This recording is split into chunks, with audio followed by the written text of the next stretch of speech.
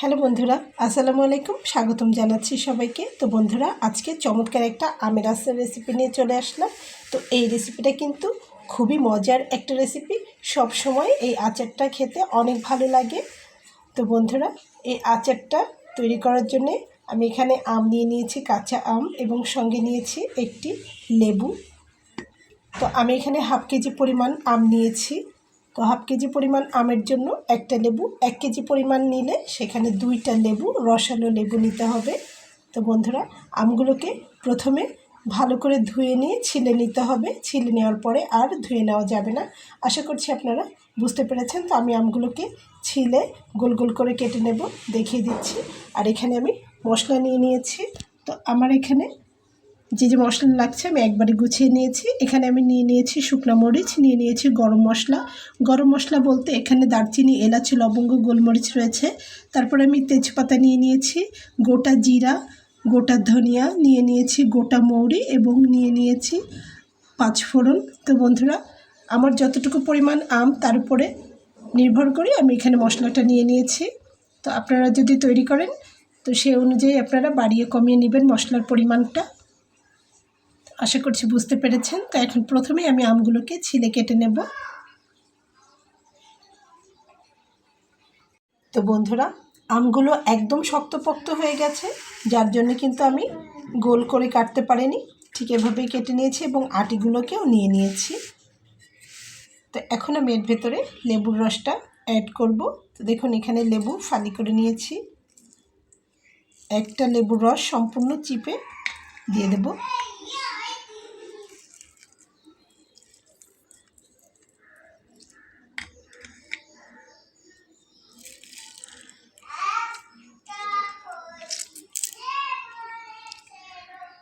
সম্পূর্ণ লেবুর রসটা দেওয়ার পরে এখানে আমি চিনি অ্যাড করছি।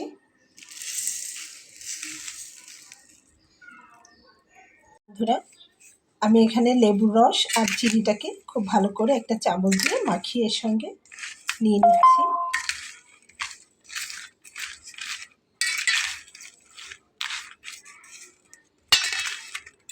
মাখিয়ে আমি এটাকে 20 মিনিটের জন্য রেখে দেব।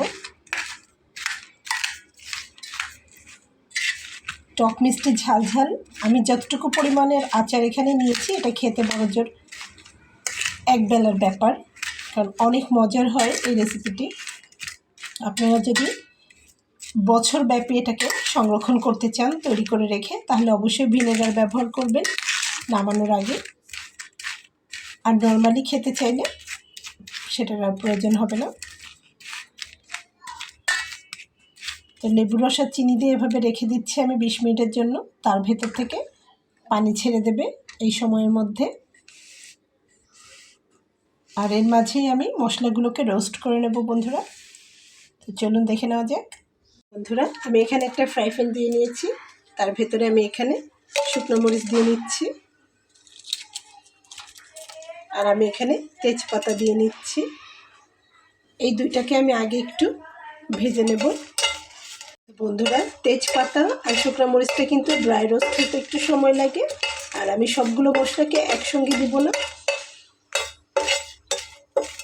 সবগুলো মশলা একসঙ্গে দিলে সবগুলো মশলা একসঙ্গে হয় না।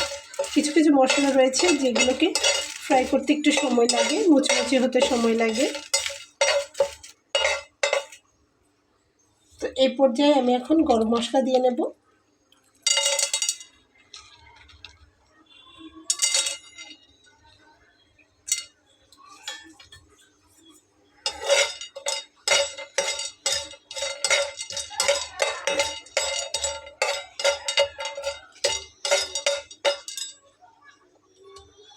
এবং অন্য পাশে আমি গোটা ধনিয়াটা দিয়ে নিচ্ছি।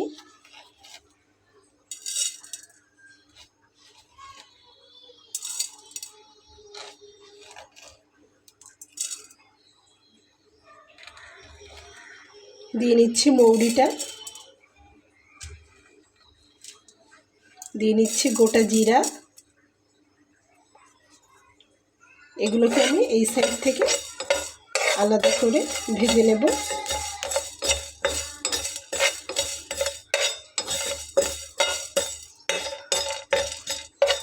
একদমই সহজ, কোনো তেল লাগবে না, লাগবে না, অল্প মশলায় চমৎকার এই আচার রেসিপিটি টেবিলে থাকলে যে কোনো কিছুর সঙ্গে পরিবেশন করা যায়, খেতে ভীষণ মজা লাগে।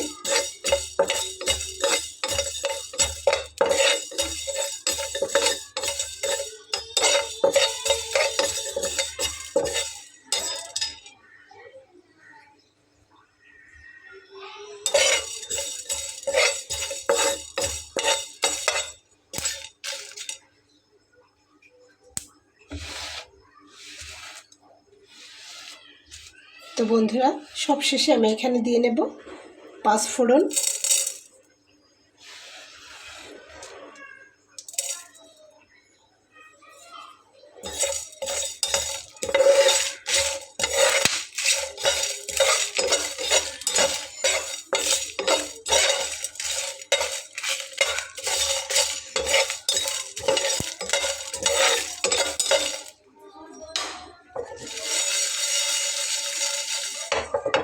সবগুলো মশলাকে খুব ভালোভাবে ভেজে নিয়ে ব্লেন্ড করেও নিতে পারেন, শিলপাটাতে বেটেও নিতে পারেন, একদম মিহি করে। দেখুন এখানে আমার চিনিটা গলে কতটা পানি বেরিয়েছে। তো এখন আমি চুলাতে এটা কড়াইয়ে দিয়ে দেব। এই পানিটা সহই লেবু দিয়ে আর চিনি দিয়ে আমি এটা মাখিয়ে রেখেছিলাম 20 মিনিটের মতো। দেখতেই পাচ্ছেন একটা কড়াই দিয়ে নিয়েছি, আর দেখুন আস্তে করে কড়াইটাকে আমি দিয়ে নিলাম।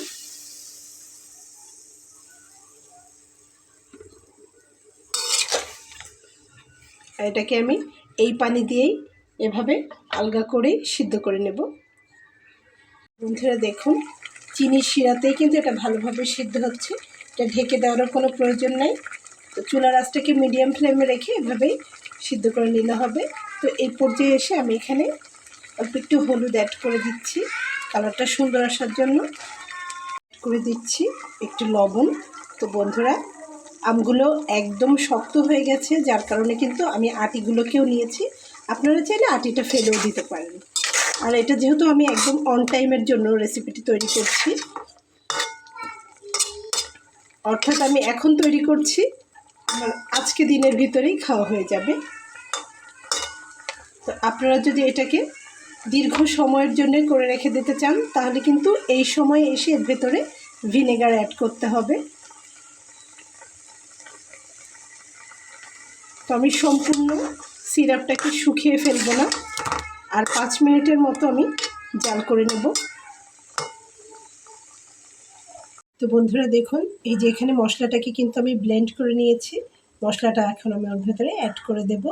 তো আপনারা চাইলে কিন্তু মশলাটা একটু গোটা গোটাও রাখতে পারেন, আমি কিন্তু একদমই মিহি করে নিয়েছি। তো চলুন দিয়ে নেওয়া যাক। তো বন্ধুরা এই পর্যায়ে এসে উপর থেকে মশলাটাকে দিয়ে নেব।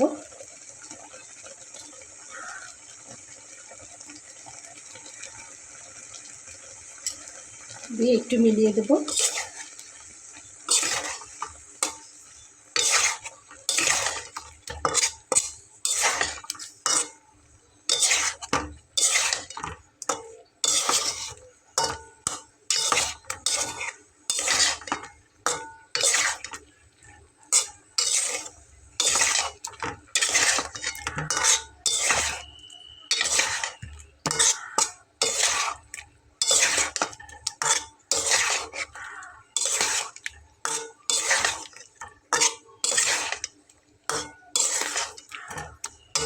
তো বন্ধুরা আর অল্প একটু সময়ের জন্য জাল করে নিতে হবে, খুব বেশি আর জাল করে নেওয়া যাবে না, নামিয়ে ফেলতে হবে, কারণ তাহলে কিন্তু এই যে চিনির শিরাটা এটা কিন্তু ক্যারামেল হয়ে যাবে।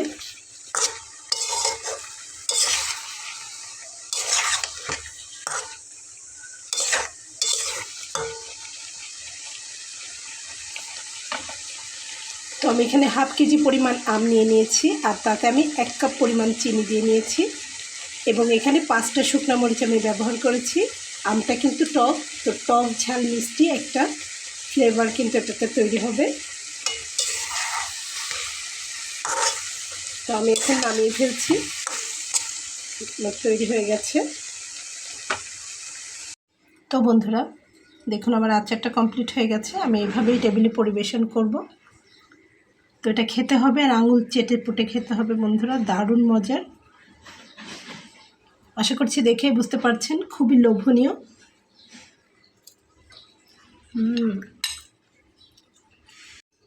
তো বন্ধুরা, দেখা হবে পরবর্তীতে নতুন কোনো রেসিপি নিয়ে। সেই পর্যন্ত সবাই ভালো থাকবেন। আল্লাহ হাফেজ।